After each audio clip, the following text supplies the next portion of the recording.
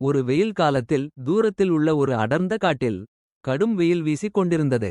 அந்த காட்டிலிருந்த சிறிய குளங்கள் எல்லாம் வறண்டு போயிருந்தன. அந்த காட்டில் ஒரு நரி வாழ்ந்து வந்தது. அதற்கு மிகவும் தாகமாக இருந்தது. ஆனால் எங்கும் தண்ணீரே கிடைக்கவில்லை. அதனால் அந்த நரி காடு முழுவதும் சுற்றிக் கொண்டே இருந்தது. வறண்ட புல், பாறைகள், மரங்களின் நிழலில் ஓய்வெடுக்க முயன்றது. ஆனால் தாகம் குறையவே இல்லை. சிறிது நேரம் கழித்து அதற்கு தூரத்தில் ஒரு கிணறு தெரிந்தது. அந்த நரி மகிழ்ச்சியுடன் அதை நோக்கி துடிதுடித்தபடி ஓடியது. கிணற்றின் விளிம்பில் நின்று உள்ளே பார்த்தது. அங்கே அடியில் சிறிதளவு தண்ணீர் இருந்தது. மகிழ்ச்சியுடன் நினைத்தது, ஆஹா, கடைசியாக தண்ணீர் கிடைத்துவிட்டது.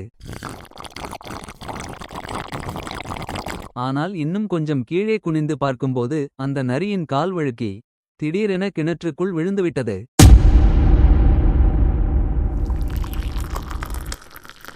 நரி தண்ணீரில் மிதக்க ஆரம்பித்தது.